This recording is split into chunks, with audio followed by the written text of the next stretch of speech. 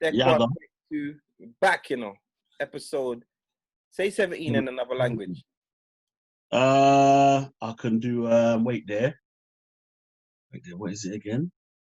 Transept. Transept. What's that? What's that? You're limited French, yeah? Something, sir.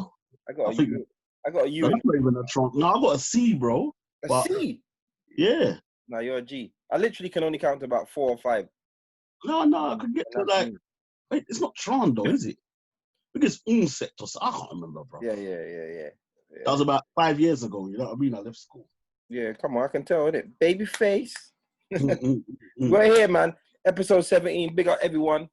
You know what I mean? Big up everyone that's been tuned in. Big up that guys, the Afrobeats guys. That was a sick episode last week. Yeah, boy. We should have saved that one, boy.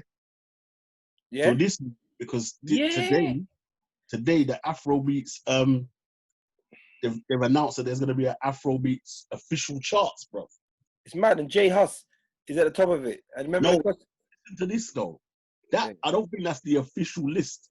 Oh, I think that's just like the most records that's been sold in England so far. Oh, okay. I get it. Because I'm there thinking, remember, I spoke about Afrobeats. I spoke about J Hus and the Afrobeats, and they shut me down, man. What are you saying anyway? What we got in store for them this week, Fats? Well, I think we got like the most anticipated episode ever, bro. Jeez. We've tried bare times. We've tried a bag of times. And it's been spoke about a million times. A lot of people want to hear this. A lot of people want to hear this, man. You know what I mean? So I'm gonna put it out there, and I've just sent out the request them, see who pops up. Oh yeah, and listen, we say in a couple of weeks now, what, back in the studio, yeah? Well, not back in the studio. We're gonna hit the studio. Yeah. Yeah. Now that would be dope. I'm looking forward to that. I wonder who our first guest in the studio is gonna be. We should make it a big one, I reckon. Definitely. We've got to make it a big one. Because I'm thinking with the studio, obviously it's gonna probably tone down the amount of guests that we can have at one time.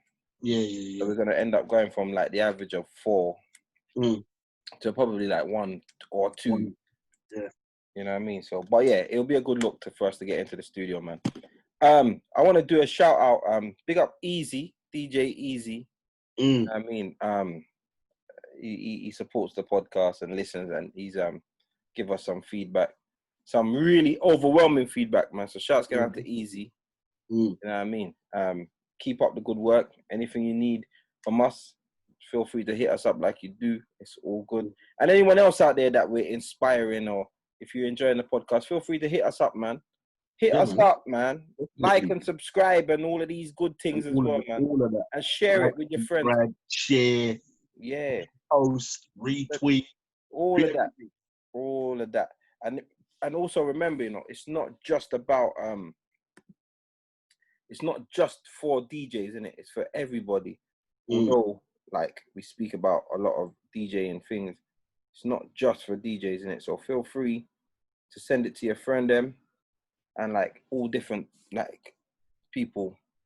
You know what I mean? Get the audience out there, let them know about your world or what you're interested in. So yeah, man. All right, cool. I've sent out sent it out. So today we're gonna draw for the ladies today. Yeah. You know what I mean? And we're gonna get to the bottom of a few myths. We're gonna try and find out what it is that everybody wants to talk about. Find out. You know what? Let's leave it to them, innit? Let's just wait for them to get in. So it should be a really good episode.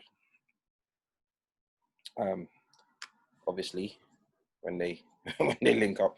I wonder if I've sent out the right thing again. From the beginning. Blood, you know what it is? I swear, I must be getting old, because... Definitely heard this a few times. Oh, I sent out last week's one. I sent out the one for my reggae all day. No, this is the right thing. Okay. 100. This is definitely the right thing. Yeah. Definitely, bro. Yeah. All right, so we got one here, man. Give me the countdown, man. 5, 4, 3, 2, 1. Jeez. Yes. Easy now. Hello, gents. Well, TT. Lady TT is in the building, man. Well, go on. Here, I am here. Let's get some volume going on here. It's good. Welcome to Deck 1, Deck 2 podcast. Hold on, let me close this door because it looks like. Need to make sure I've got a good background. I hear you. Well, it's a bit late now, but yeah. I hear you, man. Yeah. You forget, where maybe people come and just forget where. Hey, who was the worst? Who was it? T-Show. T-Show. Or Ray. T-Show and Ray. Oh, that's hilarious, though. Yeah. 3, 2, 1. There you go. Yeah. That was like a quick countdown. Okay. Yes, Fiona. Hi. What? Okay. I see I've got a little backdrop. Yeah. I was using your laptop, and I was using your laptop, and I put up the do you know how to take it off? No. Yeah, click where it says video. Yeah, That is hilarious. the little arrow by video. Pat, please, I'm trying to concentrate. Say that again, see? The little arrow by video. Where's video? Stop. It says stop video at the bottom. Oh yeah. Click the little arrow. Yeah. Virtual background. Yeah. And then None. There you That's go. fine. Okay. Yeah. I was using it for the Cash App thing. It's apparent. I thought it was planned, like. I thought you done that yourself. Yeah, we say it was not planned. Using the Cash App. Feel free to send money in the Cash App. Yeah. All right, cool. So while we are waiting the arrival for the others, feel free to introduce yourself to the podcast. Who have we got here? So My name's Fiona Hall. And I am Lady TT. Lady TT, Fiona Hall representing. Let's see, we got another one coming in. Who else we got? The ladies are together.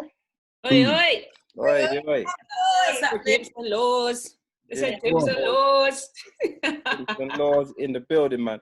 So yeah, this has been probably one of the most highly anticipated episodes. We've had a lot of requests to get the ladies on. Get the ladies on. We've tried a couple times. It just hasn't worked out for whatever reason. So, yeah. Who? Huh? Who failed? What? All Yeah, man. of that. It's a bad echo. It's like, what? All of that. So yeah, So what we usually do is like go around, introduce yourself, let us know a little bit about yourself and what you do. Obviously, we know you're all DJs, but let us know a bit about yourself, and then we'll just kick off the convo. So let's start with the new ones that have just stepped in. Let us know a bit about yourself, who you are, and what you do. I'll let Lawz take this. Okay, so we are Dimpz and Lawz, dynamic duo. We've known each other since school days, so we're talking 20 plus years. Let's not give away ages and that. We've been DJing for, I'd say, 2.5 years now. Yeah. About that. Started off on radio, and then it's just kind of evolved from there, really. Good look. That's us. It's a good look. All right. TT, what about you? How's your DJ history? Okay. Well, okay. So I started in the music industry in 1997. A little while now. So 23 years working in music promotion, DJing, events promotion, music management, A&R. Worked with a lot of artists, toured with quite a few artists as well. And now, so I was DJing probably for about, say, 15, 16 years. Mm-hmm. Club DJ, radio. I still do radio. Okay. I'm on Pulse 88, Saturday breakfast. In terms of the club DJing, I've kind of retired a little bit off that scene. But more behind the scene, doing a bit of A&R work with a few labels, supporting UK music and artist development. And I have a bar and restaurant now. So there's a few things that will be running in the bar as well once we're open again properly. With like, so we'll be doing some kind of listening parties and album launches, like mini kind of things like that, networking for just to support UK music, basically. Oh, that's a good look, man. That's a good look. Me. Ms. Hall? Me. I'm Fiona Hall. I've been DJing for 5 years. I started off on radio as well. I'm still on radio now. I do Saturday mornings on Croydon FM. I'm also a presenter and a host, DJed many different places, and also just general entertainment. I've done a bit of promotion here and there over the years. I don't really like the term promoter. I find it kind of strange. So I'm more in I just plan events, innit? I just promoter's so old school, innit? It's like, oh yeah, I'm a promoter. Like it just it just feels strange. So yeah, I've done a few events in my time, but yeah, definitely focused on DJing, multi-genre DJ. So I kind of do a bit of everything, and that's about it. Cool. That's a good look. All right, Fats, kick it off then, mate. Yeah, man. So yeah, just to kick it off, obviously we've been in lockdown, innit? We've been locked down, or some ain't been locked down, but we've been locked down, innit? So, how has that affected you lot, like DJing during this period, and how have you like coped with it or changed or whatever you've done? How are you finding it? I've been significantly affected. I haven't, basically from the end of March or mid-March until probably about 2 weeks ago, I didn't play outside of my house once. I've done a few lives here and there, but I feel like lives get pretty old pretty quickly. And also I didn't want to do like too many of them. So I only did a few of those. Obviously that means there's been a significant drop in funds as well. But generally, I think I've actually quite enjoyed like having a bit of time to chill. I work full time as well, so it's a lot of running around in terms of like bookings and being tired and then having to be at work the next day or the following week. So I've kind of enjoyed like resting, but I've not been out to any block parties and stuff. I know a couple other DJs on the podcast. I've seen them. But yeah, no, I mean, I would say I've been hugely affected, but I haven't really, obviously in terms of financially, it would be nice to still have that income. But it's not been, I've quite enjoyed resting for a bit. Cool. That being said, I'm ready to get back out there. Oh, that's cool. Wait, what about you, Dimpz and Lawz? I mean, quite the opposite, to be honest, I'd say. But to be fair, initially, we were obviously, when we first went into lockdown, it was literally lockdown. We couldn't do anything even if we wanted to. And the Insta Live just became so saturated. We were just like, oh, do we really want to do it? And to be fair, at first, we wasn't even together anyway. So we couldn't really, well, we could, but we didn't want to do it individually. Then the Zoom started to become very active. That took up a lot of our time.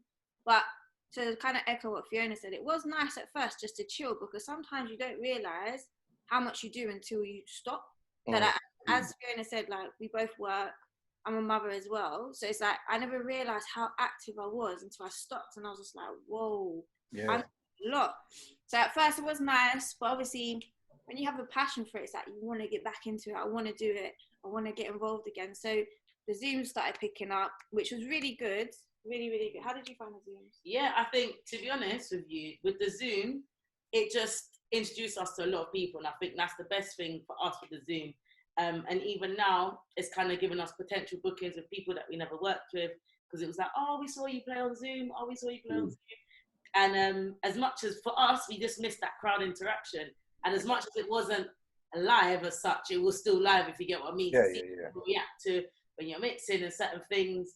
And because obviously we both host, we both DJ, so we got to do both. And I think the Zoom just kind of opened up our following a little bit more. So, but for me personally, the Zooms helped my hosting, because I'm like proper, not shy, but I'm still learning with the hosting, should I say. But my Zooms, being in my house, I felt comfortable. I was like, all right, cool. I'm going to give more of my character. I can get involved. I can kind of learn a bit more.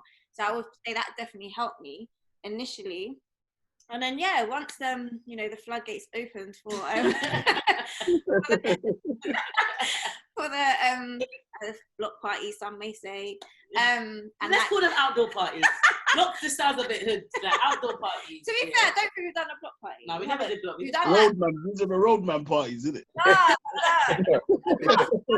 Some parks have been fine. Like, it's been really good, really, really good. Because right now, like, people, the crowds that we play for, people are only coming out for good vibes and good energy. They're happy to be out. So it's been nice. And as Lawz said, we've met a lot of new people. So it's been fine. Yeah. I've seen the block parties, and the park parties. I personally haven't done any myself, but I heard a little bit of a little rumor that like the police will be monitoring who's playing. But I've been banned before. I've been banned. They before. are. They actually are monitoring who's playing. And next year they're going to be bringing back the 696 because remember the 696 disappeared.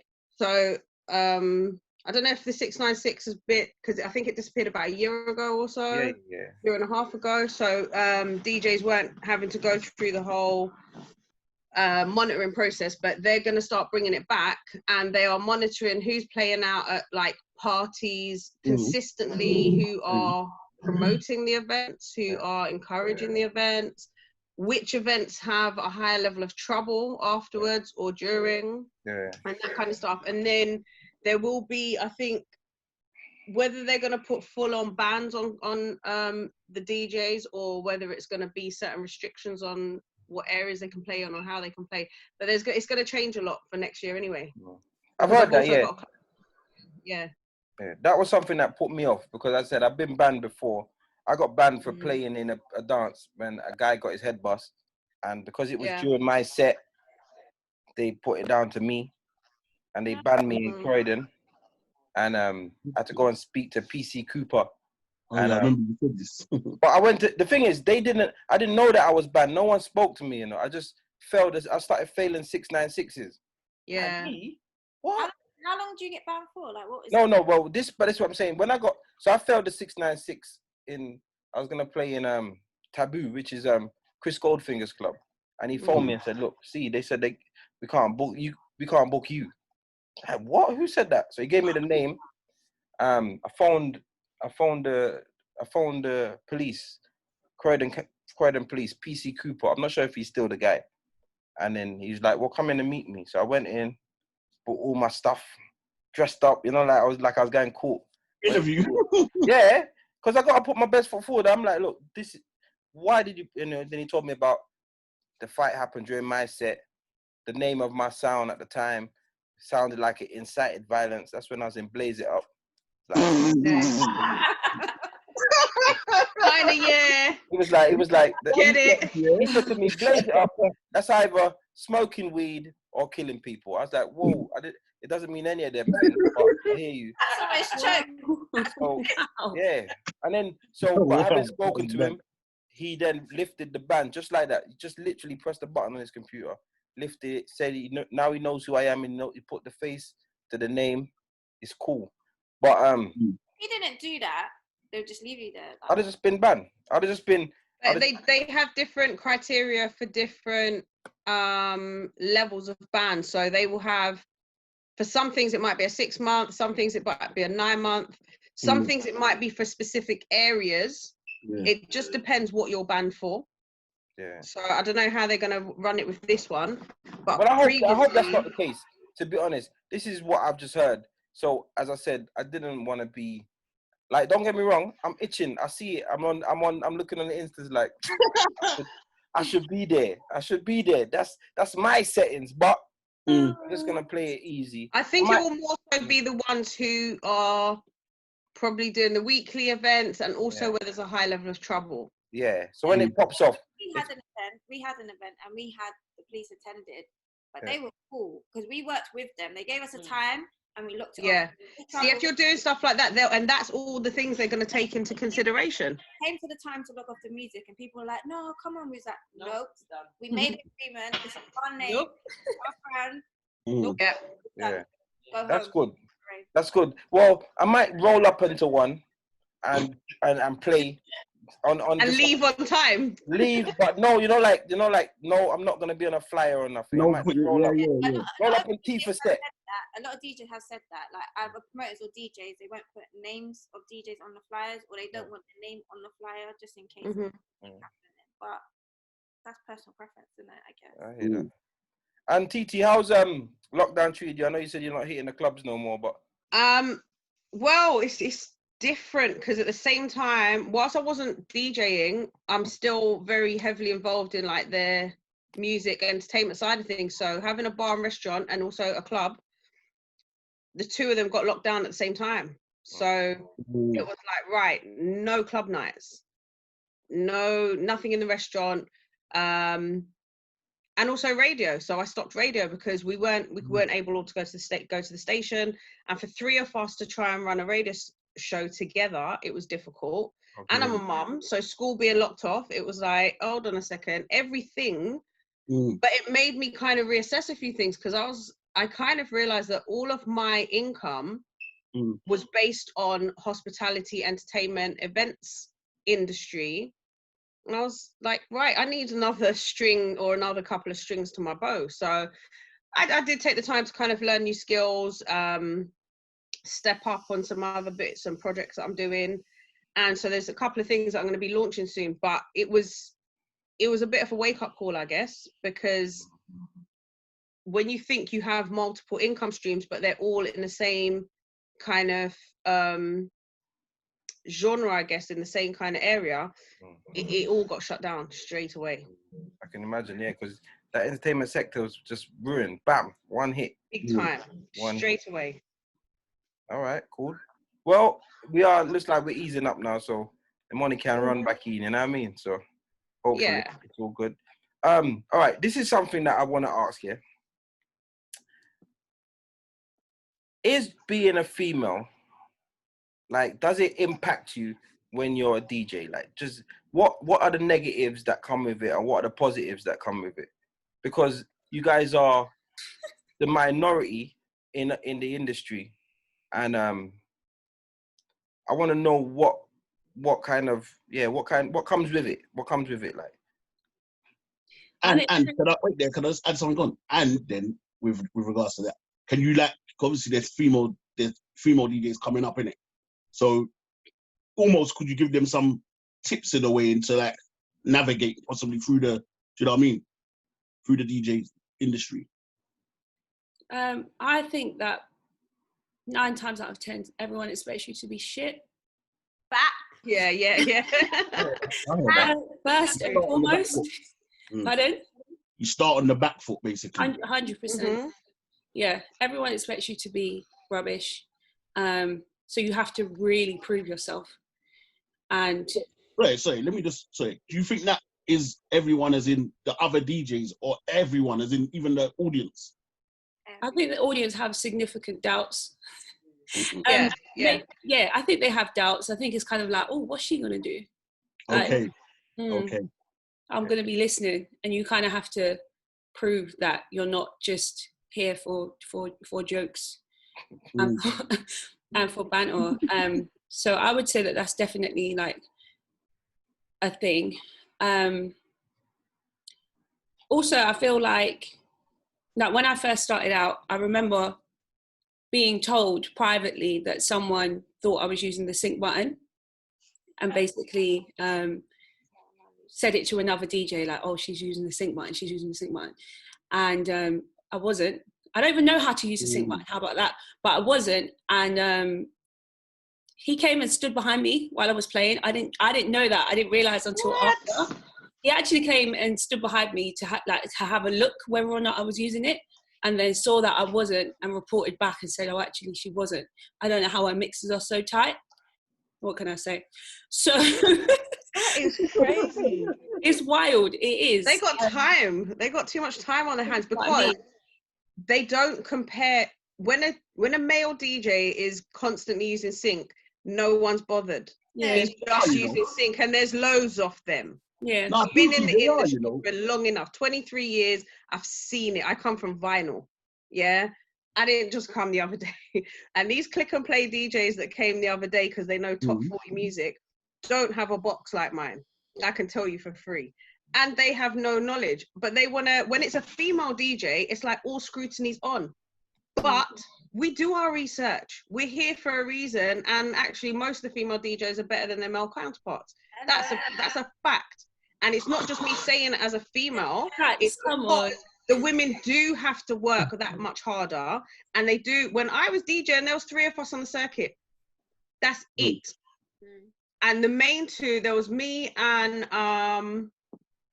D Nice from Rampage, and Lady ST was about, and that was it. There wasn't anybody else really on the circuit. And then females started coming through, but the guys would try and take liberties, and then you'd have the promoters who don't want to pay you. And then I ended up getting this little reputation that I shut down venues, and I don't. It's just that you have to pay me my money. Otherwise... Sorry, can you clarify that, please?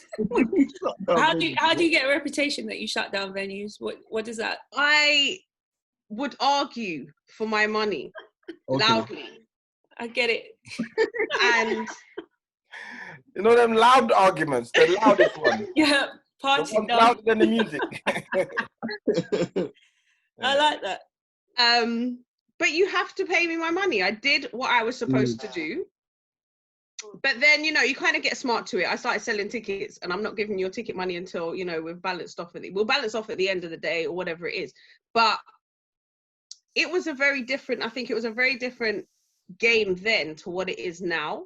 There's a bit more acceptance, and I think there's also a bit more support as well. And it seems that there's quite a few male DJs who actually want females in their squad or in their kind of circle and network. So they're willing, because it gives them a bit more clout. It actually gives them a bit more credibility because the women are good. Yeah. You know, I haven't heard Fiona Hall play, but I've heard Dimpz and Lawz, and like, you lot's got the vibe. Do you get what I'm saying? And it's like, it's good to hear that. And it's nice to see it as well, because it has changed. It has changed. I think for us, it's that question, you guys can actually DJ. Yeah. And literally, if we had £1 for every time someone says, well, you look actually mix. You look actually DJ. What you actually host? It's like, what are we here for? And I think that's the insulting part, because it's like, what do you think we're here? Why do you think our name's on the lineup, on the flyer next to yours? We're just here to look pretty or whatever. Do you understand what I mean? Mm-hmm. There's another thing. There's a lot. As much as they're female DJs, we're not those DJs that will come turn up in a little top and do you know what I mean? We're not coming. We're coming in hoodies. We're coming in hoodies because we're here for the vibe. We're not coming to like not sexualize ourselves, but do you know what I mean? Sometimes you get them DJs, no shade, that they're like this. Shade, man. Shade. Don't lie, man. They got this and they're turning into things like this and they're trying to look cute, but it's like, just get involved. I just want to hear your music. Like, yeah. Image. Stop trying to do it. Do you think, Sorry. Can I just note, sorry, I just want to interject that I don't necessarily turn up in hoodies, but I can still mix in it. I might be the DJ with the lashes, but like I will still. No. Obviously, you have to adjust for the occasion, but I'm sure you know like what I'm talking about. Sometimes, no, I know what you mean. Like there are the girls that like. And the girls are doing a they're lot just for show. Yeah, okay. And as a DJ, you're looking at her and you're thinking, probably you're not mixing, you're touching a lot of buttons. But I've seen it. I'm like, that button doesn't do anything. I know it doesn't do anything because I'm a DJ, so I don't know why you're not even online. Playing with that button. You're mixing the wrong channel and that, I mean, like.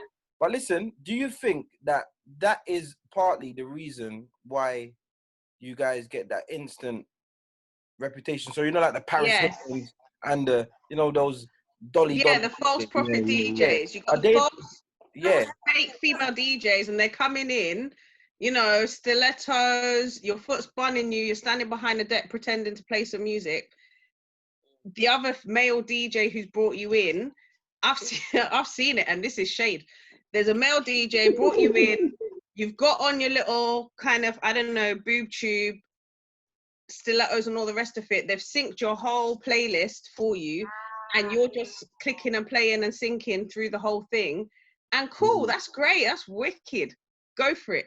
But then don't come and try and, I don't know, compete against the ones who are doing it properly. The thing is, if you're dressed like that, fair enough, and you can DJ, cool. But yeah, it's cool. That's the thing. It's down to your skill set. If your skills there, wear what you want, do what you want, but don't book a female DJ thinking she just looks good. Yeah. I had a DM the other day. This is probably not something I should be putting out there, but anyway, this guy, I don't know where he found me, but he was like, "Oh yeah, you're a DJ. I'm doing events. Like, I'll be keen to get you on a booking, etc., etc." So I was like, "Oh, have you heard me play before?" He was like, "No, I just like booking new DJs." And I'm like, "But you never heard me play before, so why would you choose like that? I just wouldn't choose someone that I haven't heard play before to come and perform to my crowd. It's very strange." And when I first started out, actually, the very, very first flyer that I got, or that was made for me for an event, I think I sent a broadcast to my WhatsApp group, to my WhatsApp contacts. Obviously, I was very excited. And someone replied and was like, what did they say? Are you a video girl now or something? Because, you know, this is when they really started putting like the person's face like, flyer. They'll probably do it a bit before that, but you know, there was a time when it was like constant, like name on the flyer, face on the flyer. So it's like Fiona Hall is going to be at Amsterdam weekend, blah blah blah. I sent the broadcast, and then someone said something like, "Oh, are you modeling or are you a video girl?" And I'm like, it clearly says I'm going to be playing there. Like, you're just assuming that there's no way that I could be doing what I'm doing just because I'm a woman. So I do find it to be very, very odd. Us personally, we have received a lot of support as well. That's one thing I can say. From guys, girls, whatever, we have received a lot of support. We have had certain moments where people have doubted us, or a bit of shade, or a bit of people feeling a bit intimidated. But overall, we do have a lot of support. So 100%. I think, as TT said, it's a bit easier now. You still do play, experience certain things, but it's come a long way, I guess. We are the newest in this, so I guess it's a totally different time when you guys came in. You what I think here, I've been trying to I'm lying. I haven't been trying, but I always just say DJs, innit? I don't really call you lot female DJs. I say DJs. However, I do get very disappointed when I see a DJ that is a female, like doing that pretty girl thing. It winds me up because I do think that it pushes everything backwards. I feel like you know, you guys have come in, you're good. There's a few really good ones that are like flying the flag and don't act up, ain't got no scatty reputation, ain't trying to sleep with everyone to get bookings. No, like none of that. None of that, because obviously these are things that we hear. We don't know how true it is, but that's what we hear. You get what I'm saying? And then when you don't hear that about some people, it's like, raw, that's good, and we support. Everyone gets behind it and supports it. So when you do see something or hear something like that, I feel like it pushes it back. Do you get what I'm saying? So I think this is the other thing, you know. Sorry, just on that point that you're saying, like, because there is this whole thing about reputation as well. And females and males, they get into the industry and build friendships and all this kind of stuff. And you see it all the time that, you know, a female DJ might start dating a male DJ or a promoter or whatever. And it almost gets discredited that it's real. And as well. So it goes like two ways. Sometimes there are the females that are just doing it for, you know, to get ahead in the game. But there's also the other side where it's only seen as that's all it is and not anything else. Yeah. And it's not a genuine connection. You can meet someone and you just want them, innit? And it's proper, genuine, but it is what it is. So what I want to know, how can we, and like on this podcast, and then hopefully like people can take it on, how can we help get rid of some of the negative stereotypes about female DJs? How can we make people drop the female and just see you lot as DJs? What? So can I just quickly interject though, with something? Because Lawz said that obviously when they see her hosting it, unfortunately, yeah, there isn't that many female hosts in it. So I feel like you almost have that forever.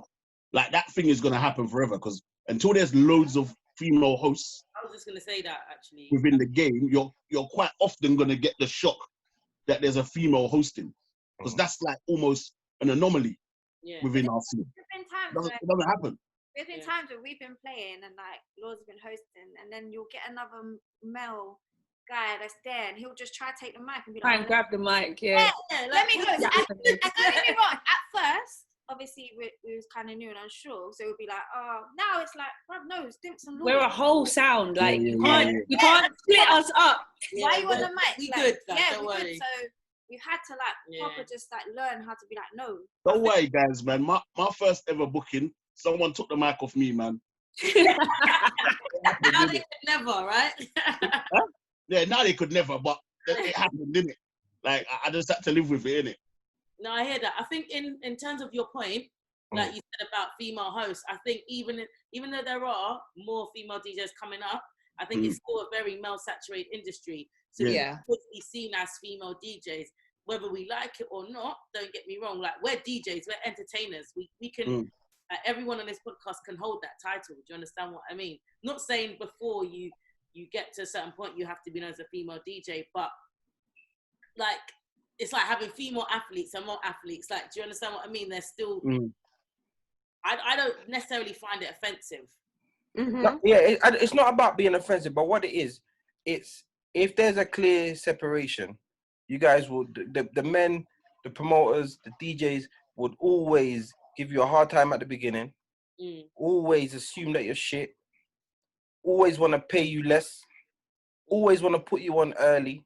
Listen, like I'm gonna be honest with you, yeah. I booked Fiona Hall for my birthday party, yeah. What was it, 2016? She was quite new, and I said to Esco, listen, she's sick, bro. And when I told him the set that I wanted to give her, he was like, bruv, what?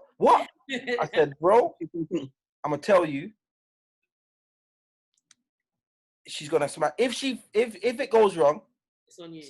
It's on me, innit? Yeah. And then I tell you, that was the set of the party. Her and Ovi shut. It was mad. And for what it is, that's initially nobody, like she wouldn't have got the shot. Like some people wouldn't give her the shot. Do you get what I'm saying? And even like I've been on holiday party weekenders and I've seen some shocking sets. And I'm like, raw, you know what? Dimpz and Lawz could have done that. Fiona could have done that. ST could have done that. Like, but they're not. They're overlooking you and giving you. Yeah. So that's why I feel like if we shift the difference between male and female and just see it as DJ, and once you're here, once you're in this booking or you're on this party holiday or you're here, you are equal.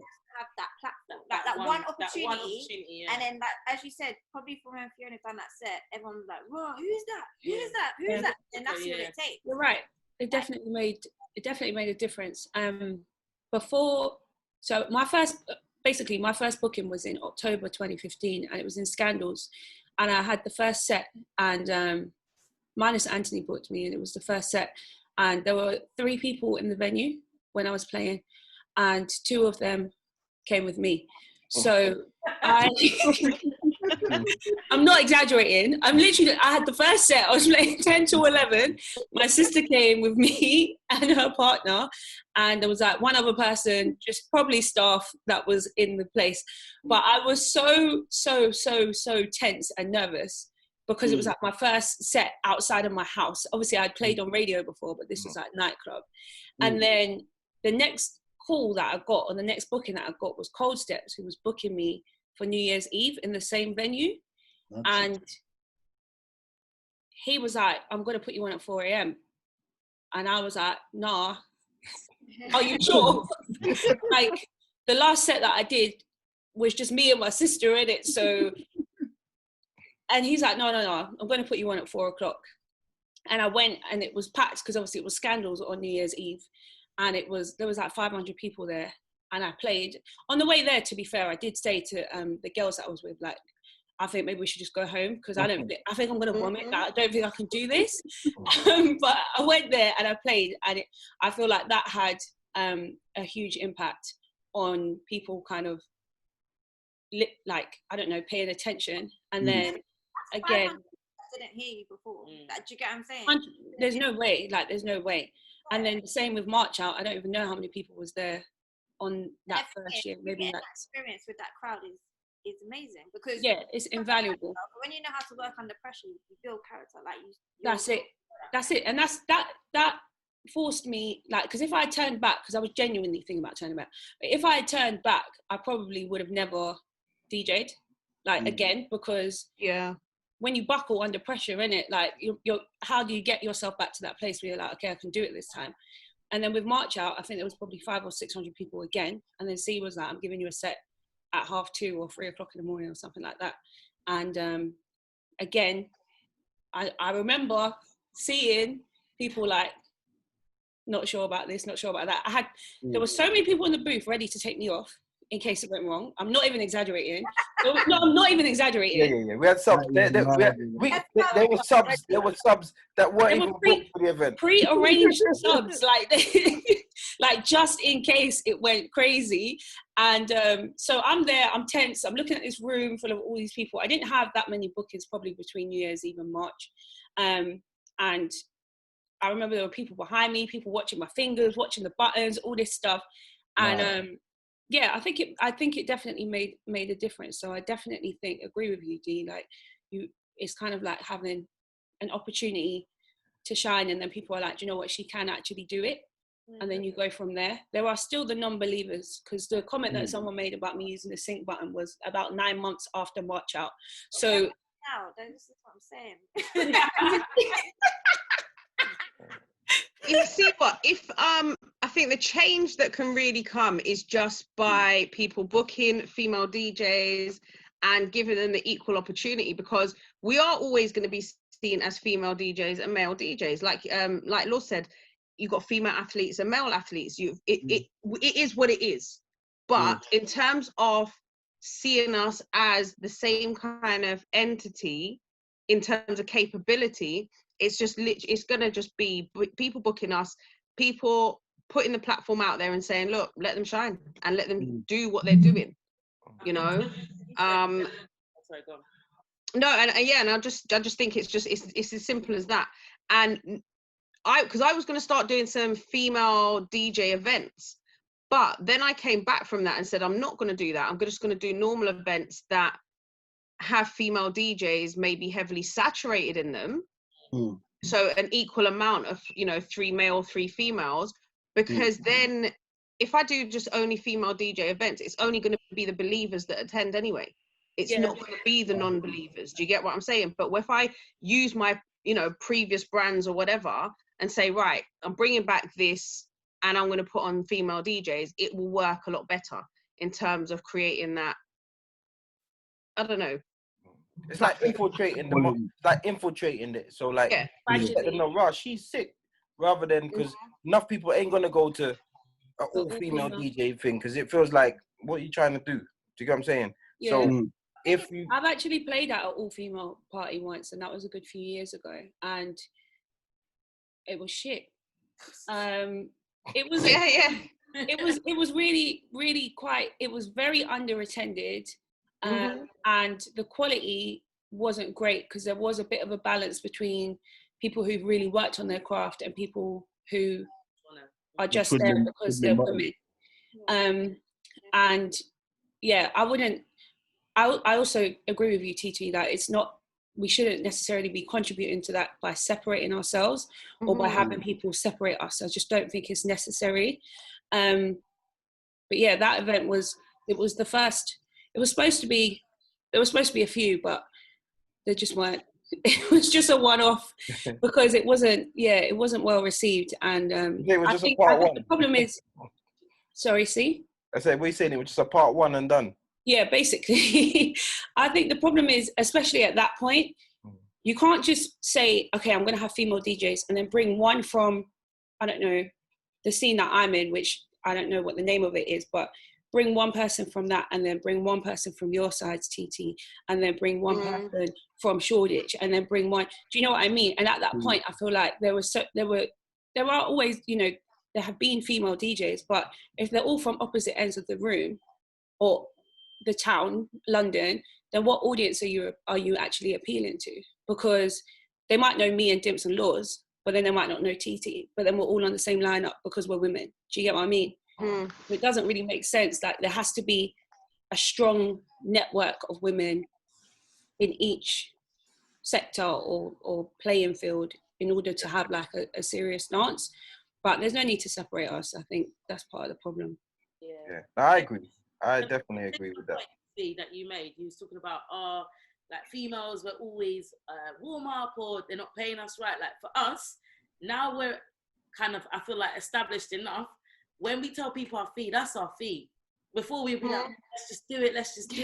Like, because we'll get exposure. It's no, if you don't respect our craft or respect the fee, then we don't want to do it. The thing is, we'll happily turn down a fee. Like, no. Not happily, but it's like, we're confident enough in ourselves now to know what benefits us and what doesn't, whether it's financial, whether it's exposure, or whatever. Whereas before, we were just hungry, innit? We just wanted to do everything. But now it's like, do you know what? We respect our craft, we respect our skill set. We know what we bring to the table. If the promoter or whatever isn't respecting that and meeting us there, it's cool. Let's just leave it. Yeah.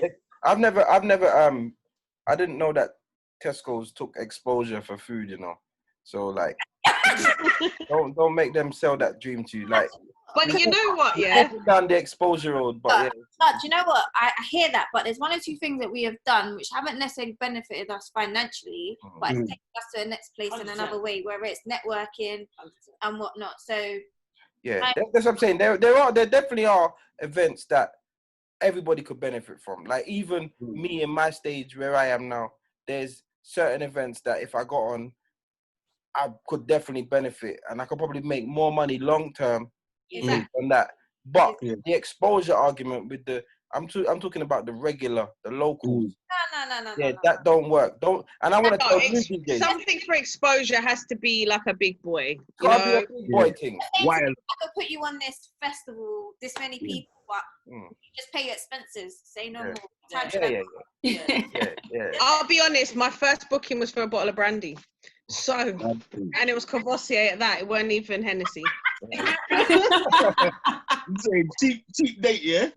Listen, but I was like Fiona, like I got to this event and it was Christmas Eve and I walked in and it was packed. I stood at the door and I was like, I'm going home. I'm going home. Yeah.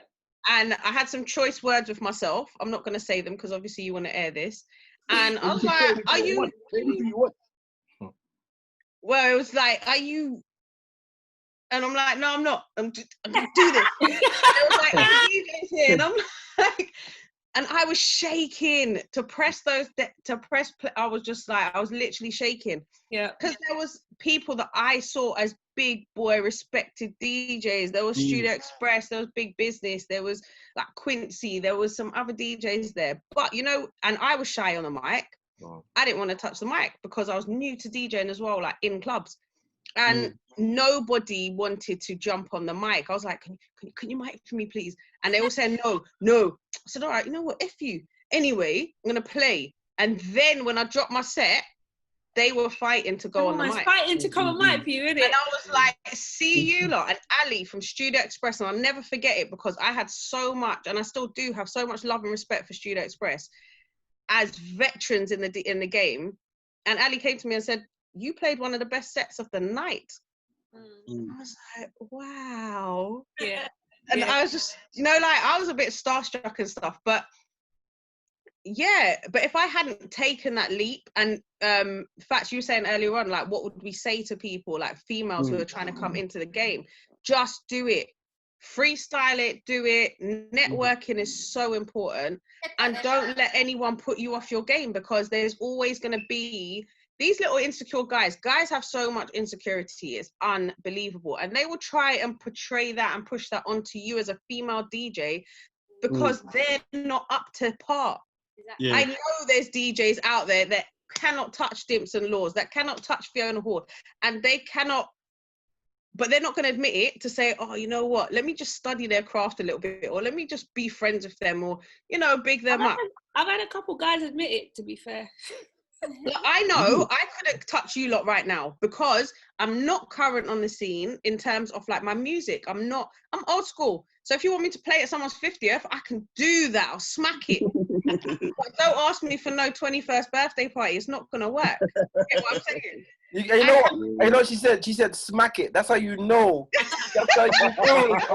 Smack it. I can smack it. Yeah, well, That's how you the know. old school fool, you know.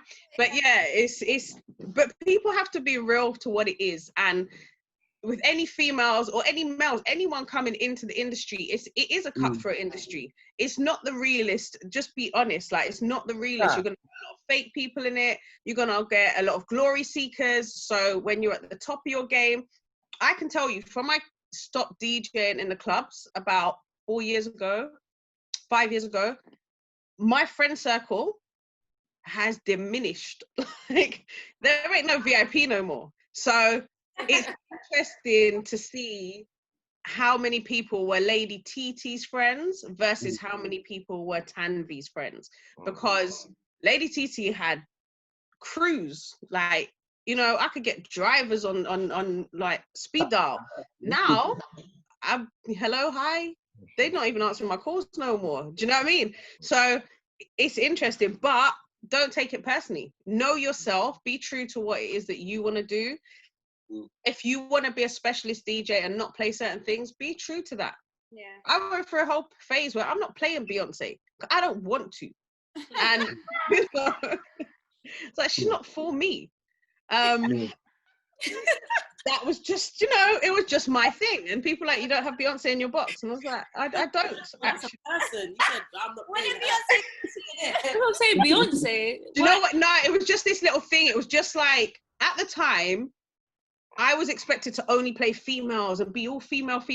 But I came from, my background on radio was gangster rap. Yeah. That's how I started, as a gangster rap DJ. And I come from Soundclash. So what I was interested in playing at and what I was expected to play were two different things. So I started getting into this thing. I'm not playing Beyonce and Rihanna. Sorry, I don't even have it. But if you want me to play some young, you know, some young jock or something else, I got that. But yeah, it was just my own little thing. It was my defiance. Ain't nothing wrong, but I saw the female. I saw Dimpz and Fiona Hall. Said, "What? No Beyonce?" Ready to war. That's all I was expected to play, was like all these little R&B and slow jams, and I was like, no, I came here to play the hip hop set, actually. Yeah. No, that's real. You gotta be real to yourself, and I always tell people like people get so shocked by your musicality, how much good music you know. You drop certain songs, and then especially like, obviously, people are like old school. When it comes to old school, when you drop old school, whatever genre, people are like, what? You know this? And you're like, what? Mm-hmm. Come on. Like, come on. You know what, yeah? You know what, the other day, I had a conversation with some DJs, yeah? And hosts, and they were saying, they reckon that, like, just a female in general, not a DJ, nothing, just a female in general, could probably select some tunes better than some DJs, because you lot, in a way, possibly listen to music different to us, innit? Like, you actually listened to the music, if you know what I mean. Whereas we kind of just... Like, that's when you... Yeah, like, you'd listen to the whole album. We would just listen to the hits on the album. You know what I mean? Track 4, track 5, track 3. I don't know about track 13. I've never heard it. And wait there, see, and we don't know more than the first verse. Yeah. That's a fact. Yeah. The other day I was participating in a competition on live, and I played Shabba Motherpot as one of my songs. As another DJ, in fact, I'm going to say his name, Quincy, basically commented, you know when you decide whether or not you're going to say it, I'm going to say it. Quincy commented and said, oh, I bet your boyfriend suggested that song. Whoa! Sorry? Wow. Sorry? Okay. Wow. I was DJing when it was released. Like, are you taking the piss, bro? How can you say that to me? Big me. How do you handle that? Because I just want to go left. What did you say? No, I was in the comments, innit? So I was on live, innit? So I couldn't really have it out with him like one-on-one. But when I see him, I'm due to ask him a couple of questions. You know what? That's a person showing themselves up, because that's no reflection on you. That's a reflection on them. Like that is such a, I don't know, misogynistic, sexist comment. But it's showing that your mind is so dated, because what? That why can't I know that song? Like that's crazy. Really? I feel like you guys definitely just have to, if you're true to yourself and you're given the opportunity, I must like Sunclash 2019. The best set, the best party was the lingerie after party, slow jams. Fiona done a set in there, shut down. That was the best party. I'm talking like the vibes, everything was different. And it is based like what Fat said. Slow jams played by men think a certain way. Like it's played by women. The women were like, it was the best party. So if you're given the opportunity. Demographic. If you think about the demographic you have in the raves, you've got 70%, 60 to 70% is female. So when you've got a female selecting tunes, they do know the tunes differently, how they relate to women. So it's always going to be a woman that would win. I clashed Dizzle quite a few years ago, on a slow jams clash on Flames, and he was very upset with me. Very, but I was happy to go again because you can't really clash the females, especially with slow jams. We cry to this stuff, we dance to this stuff, we laugh to this stuff. We know every emotion that this song is sung about on every level. Do you understand? Whereas the men, and especially a lot of the the male DJs, they're playing it because it's a good track. We're playing it and we know the emotions that are going to be evoked with the women we're playing it to. You know what I mean? So behind the track. It's always a story we can give behind the track before we play it. Yeah.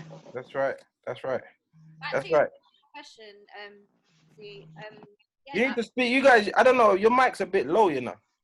Oh, can you not hear me? We need to go Hello, check.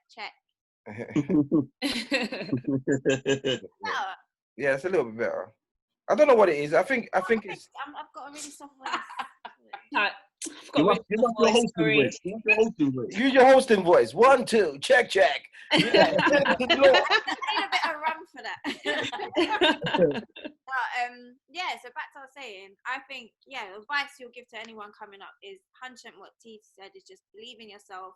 As soon as you believe in yourself and you know what you stand for, your skill set, where you want to go with it, no one can tell you anything. Because as she said, a lot of people prey on weakness. So if you're coming up to your set and they can tell you're a bit unsure, you're a bit like, then the guys that are a bit insecure and feel like they can let their ego overrun it, prey on it, will come along and be like, you're right, or not even you're right in a nice way, be like, oh, do you want me to host your set? Do you need help selecting tracks? No, I don't need help, or things like that. It's more just like, believe in yourself. And number two? I don't know, I've lost. But just do it. How many girls come up to us and like, oh my God, I've been wanting to DJ, and it's like, we're like, just do it. DM us if you want to roll, if you want to whatever. Just get involved, because we need more female DJs, because you have the musicality, you have the skill set. It's like you're just nervous to do it. So just get involved. And I always say, stand your ground, yeah? If you're playing a set, yeah, and let's just say it's not connecting like straight away, you don't let no one take you off. Like I look at the thing like, if I take over from someone and they've just had the crowd jumping around going mad, I'm gonna rebuild it my way. I like to end on a high. My sets end on a high, because I need to leave a lasting memory in your mind. So I know what I'm doing. But if somebody was to see you doing so, like a set, and they didn't think it was banging, and they were like, oh, let me take over, let me stand your ground, and just like, you got to be firm. This game is, people will prey on something that they think so. If you get taken off once, that same person that took you off would always have that little thing over you. Yeah. So just say, nah, man, I know what I'm doing. I know what I'm doing. Just allow me. I'm here, getting paid. I know what I'm doing. Play the bangers. Anyone can play the bangers. Anyone can play the tracks that are popping right now. You need to think outside of the box and think. You want people to think, oh shit, I didn't even know they were gonna go there, or I ain't heard that for ages, or whatever. As you said, like build your own vibe. You pick that your set to where you want it to go. Even my last set, yeah, before lockdown, I done my last set and it was with Fiona, innit? And I remember, yeah, we was doing the set. To be fair, we were starting and Fiona was like, oh, Afro beats. I was like, yeah, man, play the Afro beats, innit? Like, so we started off in it, Afro beats. It was all right. It was a vibe. Then we played new school hip hop, innit? And then towards the end of the set, Fiona was like, oh, I think I should play like a bit older stuff. In my head, innit? I was thinking, I was thinking, like, I don't think we really need to, innit? Like, are you sure? We've done the job, innit, yeah? And then, but I'm not a host who's gonna tell you, no, man, don't. Do you know what I'm saying? So I just said, do your thing, innit? Like, do your thing, innit? Yeah, that end of the set is probably the best part of the set, to be fair. Yeah, it was dope. You know what I'm saying? It was strong. I know a lot of men probably would have said, nah, man, don't do that, or, you know what I'm saying? To be fair, you never told me that at the time, Fats, but I respect that. Yeah. Because at the time, I was like, look, I'm going to go a bit old school. You was like, yeah. But now I know it was in your mind. No, it was. You know, like, obviously, we've done the job, innit? Like, the party's turning up, innit? Yeah. So it's like, do we really need to? But it actually worked in our favor and took it to another level, innit? So, yeah. You know what I mean? Yeah. Sick. In the early stages, I would definitely find that people, they would definitely manipulate you as best as they could. So if they arrive early and they want the last 10 minutes of your set, it might be one more. When you've got 10 minutes, when you've got 10 minutes left, and if you've been DJing if you haven't been DJing for that long, you might just be like, okay, yeah, one more. If you insist, like, okay, I'll come off, innit? Or it can work the other way, where it's like your set is not like they turn up late, or they're there, they're present, but they're just chilling. So your set's due to finish at 2. They're standing there. Oh, we're saying, oh yeah, you're good. Scrolling, like just chilling. Okay, it's 3 minutes past. It's 5 minutes past. Bro, are you coming on? Furthermore, I don't even do that anymore, and I learned this from C. I am now the person that says, one more, yeah? So you better start whipping out them cables. Because I'm coming off now, innit? Because you can't, they would definitely try and twist you up. But yeah, one thing that I would say, which I think we've kind of already got into previously, but be serious, like, to any female DJs. Practice as much as you need to practice. Like, first impressions, they last, innit? And obviously we all learn on the job and stuff, but you don't want to, you can go out there and do like a terrible set and that can stay with you for a while. So be serious, like, take your craft very, very seriously, and just put yourself out there. As you said, like Dimpz and Lawz in the beginning stages, if you got to be volunteering, that's what you need to be doing in the early stages. Once you get to a point where you know your worth, then there's absolutely no need for that. But prior to that, do what you need to do, but just make sure that you take yourself seriously. And also, as we've said, it is a male-dominated environment, so carry yourself well, because that will also stay with you for a while. So definitely deal with the other DJs, how you deal with the men, how you deal with the women. Like, it's the same, innit? You don't want to go down, accidentally end up on the wrong list, basically. DJing is something that, like, before you know it, it's 10 years, it's 15 years. Yeah. Definitely. You know what I'm saying? Like, I'm relatively young, and I've been doing this thing for 20 odd years. So, and imagine, look at me, I don't even look 20. You get what I'm saying? But that goes to show. That goes to show that you have to have a good reputation. If you before you know it, you've been in the game for a minute.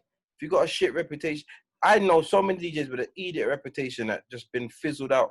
I know DJs that have come and gone. The ones that come and go, if they come and they do their thing and they're nice, we miss them. Like, bro, what happened to Rare? They're like, bro, I don't know, but they were cool. But you see those ones who come in arrogant, or they come in and they act up and they go, they get kind of pushed out. Yeah. That's the worst thing. You don't want to come in on any wrong energy. Just come in, do your thing, be like just stick to your agenda. So don't let nobody railroad you, and don't, if you like women, don't allow, because promoters will book you trying to look you. Yeah. Yes. They will book you. You know what? I was just gonna say that. Do not be lured into this whole thing of, oh, we need to meet so that I can book you. No, we do not need to go to have dinner to discuss a booking.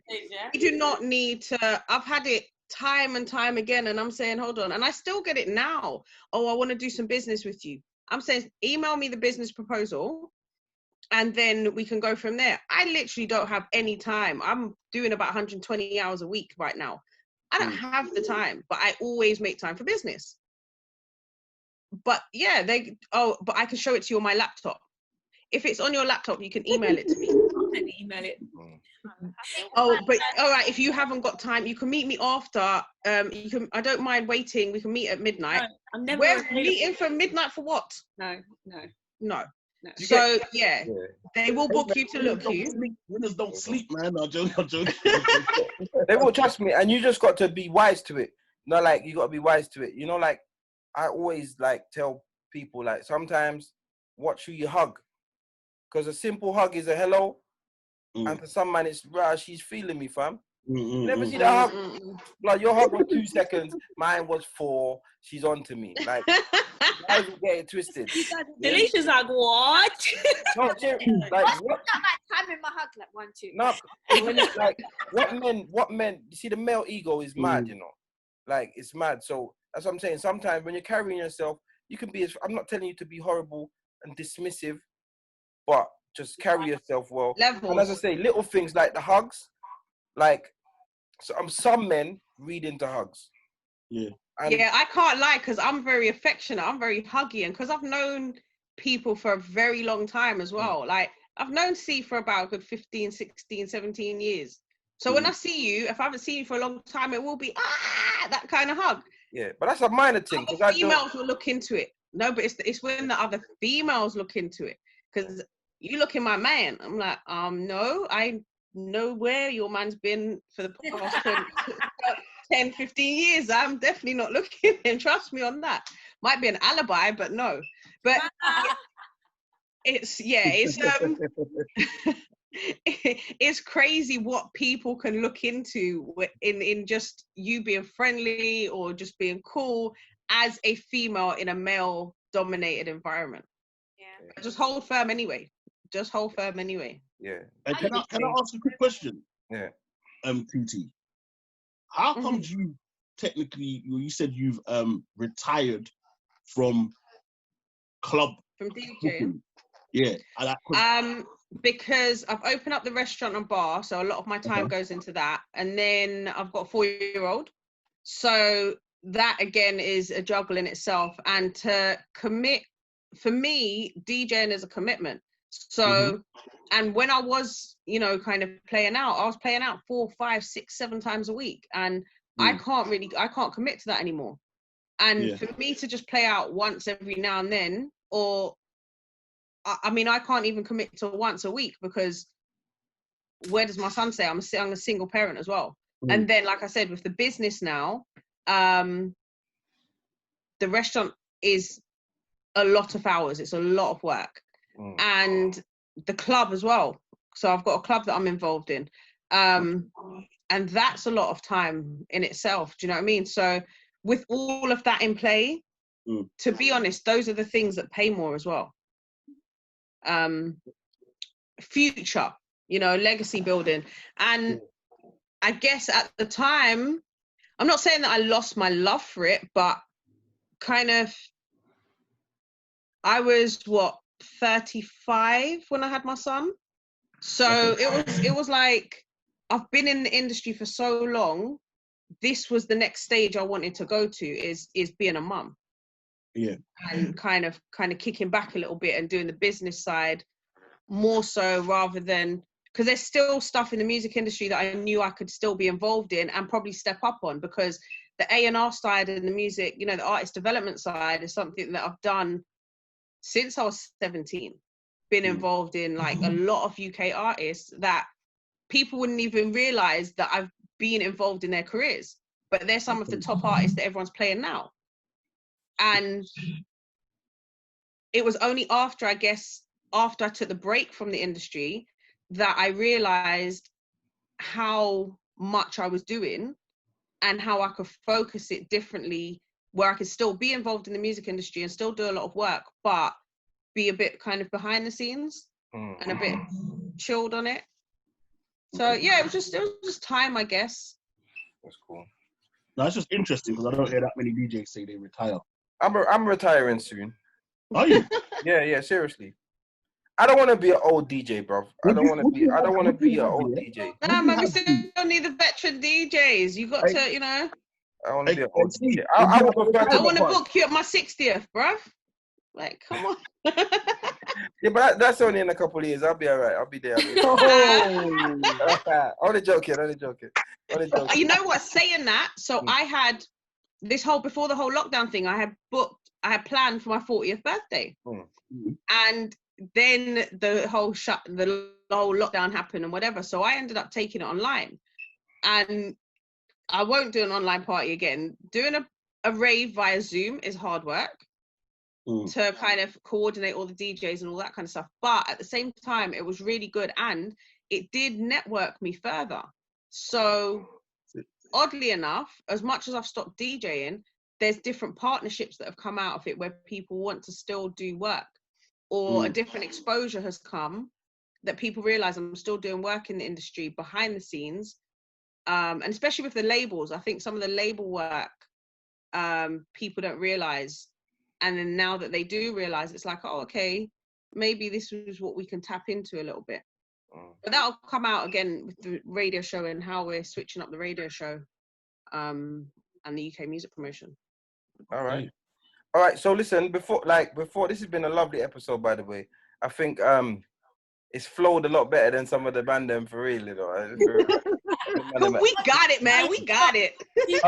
What I want to ask you, individually, so all four of you, what's been your most memorable moment DJing? Whether it could be funny, it could be like the biggest stage, or it could be the worst thing, but what would you never forget as your most memorable moment? Let me start with Lawz on this one. I think probably when we played at Breakaway Weekender, because that was our first international booking, and we were gassed. And then I remember when the lineup came, we were playing at the opening party where people were collecting their wristbands. We were like, warm up. Yeah, and it was basically like the first set, essentially. When we got there, they were still setting up tables and whatever. So we were just like, wow, we've come all this way. We're in Portugal, and this is all they're going to see of us. But we said, you know what, let's just be humble. We're here. We'll network, whatever. So played this old school R&B, cool, whatever. And then the next day, or whatever day it was, at the beach party, Super was like, the pool party's like, oh, my laptop's not working. You lot bring yours. And to be honest, we had our laptops. So he was like, jump on. We're like, what now? Like, this is like, jump on. He's like, nah, you lot, are you ready? So I was like to Dimpz, what are we gonna play? And we was wavy. We've been drinking. Yeah, because we didn't plan. We thought we'd done our one set for the weekend and that was that. And then long and short of the story is we just started playing like old school funk house, and everyone is a pool party. So again, I'm gonna go stereotypes. Black people pool party, everyone's just sitting around. No one's really dancing, looking pretty with sunbathing. Long and short, we just started playing funky. I just jumped to the mic, and then the women literally just gravitated to the DJ booth. And it was just such a nice feeling, because it was like, this opportunity wasn't really supposed to happen, but it happened. And then for me, that was just probably one of our most memorable moments, because it was just amazing. The love that we got was crazy. Even like for me, seeing DJs around us that we respect, like proper being like, no, you lot, you lot. That was for me. It was just like, so you got like who was there? Like Esco, Clarity with their Clarity, Super. But like we was just like raw, and then even after that, they were just talking to us, giving us advice. It was just like that's valuable. That moment there was just like, yeah, that just proper put us on another level to be like, okay, cool, let's keep going, let's see what else we can do. So I would say that was our moment. Yeah, that's my moment. I mean, if you would yeah, you can't team for a moment. That's why you're gonna have to find a new one. I'll give you a couple of minutes with that. I'll give you a couple of minutes. Fiona, what's your moment? To be honest, I feel like we already touched on March Out. That was, I have two. I'm sorry. I have two. So the first one was probably March Out. Just because I was so, even though I'd done the one on New Year's Eve, I was still so nervous. Like the one on New Year's Eve was basically, because March Out was your birthday and Esco's birthday, I knew that there were going to be so many DJs there, because it's not just a rave. It's like, not just who's on the lineup, it's like your friends. And I was so unbelievably nervous. And I've never had the adrenaline that I got from that set. I've never had again in 5 years. Like it was, or 4 years. It was so dope. It was just exceptional. And after I was finished, I came off and I think my friend was like, oh, you did really good. And I was like, I know, innit? I know, I did. Like, I probably didn't, I couldn't believe what I had done. So that always stands out as like an amazing set. And probably another thing, while I was DJing at Brit Jam in Jamaica, I don't know exactly, I can't remember which party it was, but there was a party that was on like a beach. And they built a stage, and the stage was so high, like so high to the point where I was almost uncomfortable being up there. You know, like when you've got to make your way up and you're like, if this thing collapses, we're all finished. Like, and someone was playing before me, I don't remember who, but Tony Matterhorn was hosting for him. And he basically hosted for me. He stayed on to host for me. And this is probably the only time that I'll accept being called a female DJ, because he was literally like banging on, like, she's a woman, are you listening to what she's playing? And it was just proper overwhelming. Like, this person who is such a significant kind of, I don't know, personality in our sector is like, he went on Facebook Live, like he was proper like, got the camera in my face, all of this sort of stuff. And that was just, I would say that was like super, super memorable. And yeah, it was dope. So that really stood out for me. Sick. TT? I don't know. I've got a few. It's been a long time. I think in terms of my actual DJing, playing at Passa Passa. So I'm heavily into like the reggae dancehall scene, and Passa Passa is like, well, not right now, but was one of the biggest raves on the bashment circuit, on the dancehall circuit. And so playing at that, and I absolutely like turned over my set.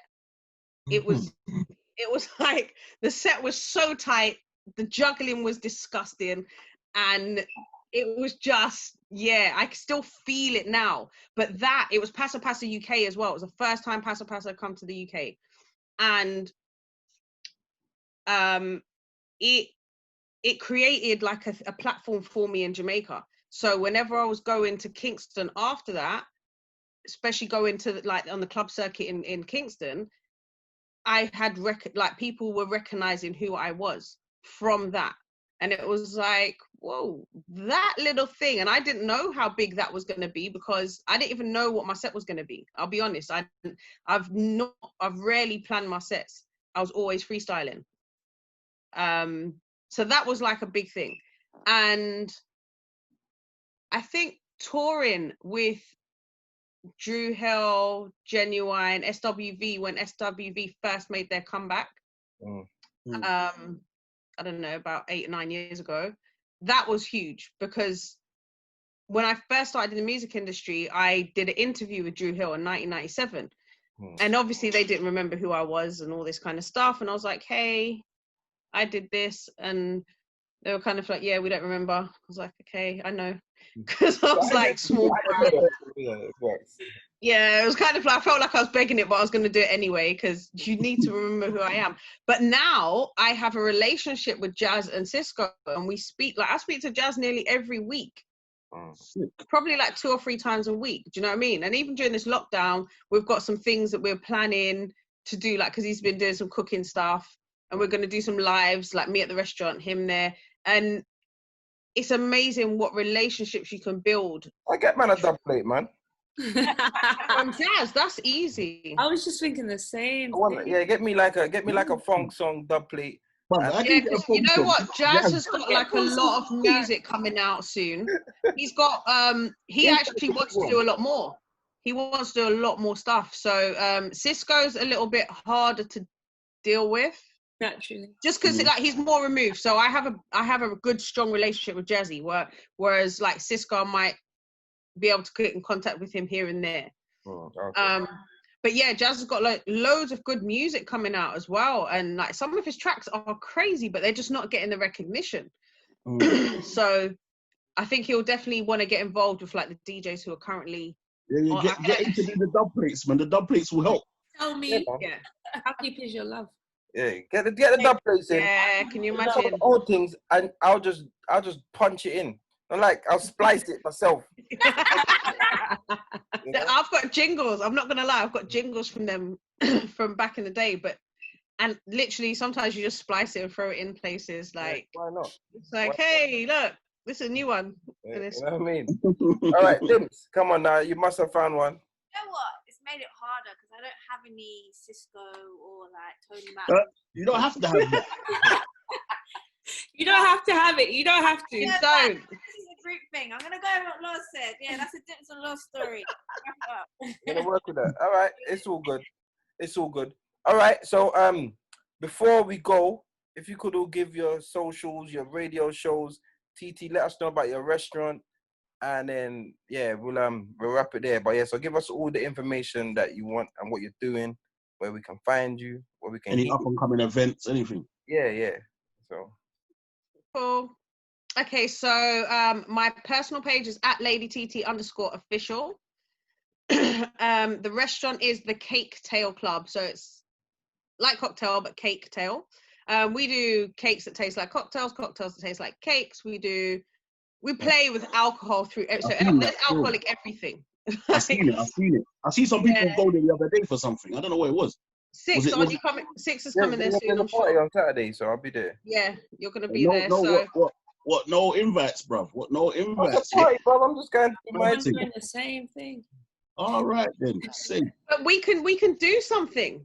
It's like there's scope for doing events and little kind of things where we can do joint collaborative working and that kind of stuff. How much people can it hold? How much people can it hold in there?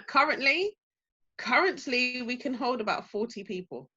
Okay. Currently, under this way of working right now, usually about 80 to 100. Okay. But then with the club, we can hold about 250. All right. I'll talk to you because I can bring the DJ Christmas dinner over there. Definitely. Are we gonna get invited? Oh, you're gonna get 100%. I told you from last year. Listen, I told you that from last year. I'm like, Lawz, did you get a message? Did you get a text? No, I didn't get and then we a just see it, we're like, oh, okay, we didn't make it. I'm not even Hold on. I didn't get one either. Hopefully next year. I didn't get one either. I didn't see the memo. You're tired, man. But listen, no, I've been on the memos in previous years. You have, but that's it. That's what I'm saying. But what? This year, how we're gonna be. You know what? I tell you what. I'm gonna invite you. I'm gonna text you tonight. Yeah? I'm gonna text you the TBC details. Yeah. But yeah. So @LadyTT_official at the Cake Tail Club, which is the restaurant and the bar. Have a look at that. Check it out. And also the radio show, The Saturday Shutdown. And what time is that? Saturday morning, 9 till 11 on Pulse 88 Radio. Pulse 88. All right. Cool. Lovely. Anyone else? Anyone? Oh, what? Oh, sorry. She's still reeling over the Christmas dinner. They are there, man. 100%, man. Come on. Still vexed. So at Dimpz and Lawz, DIMPZN. What? Hold on. That's DI. What's going on? DIMPZNLAWZ. That's Instagram, Twitter, and Facebook. Just as long as you follow us, you'll see where we're at. We're pretty much trying to stay booked and busy, so just keep an eye out. Birthday coming up soon, so look out for that one. Hopefully jumping back on radio really, really soon, so look out for that one as well. And that's about it. Just follow us, innit? That's a good look. Thanks for having us as well. On socials, it's Fiona Hall, so ITS Fiona Hall. And my radio show is Croydon FM, Saturday mornings, 10 till 12. So you can listen to Lady TT for a bit, and then you've got to over to me for a bit. You can miss part of her show and part of my show and just make it work. Make it work. Just make it work. Just improvise.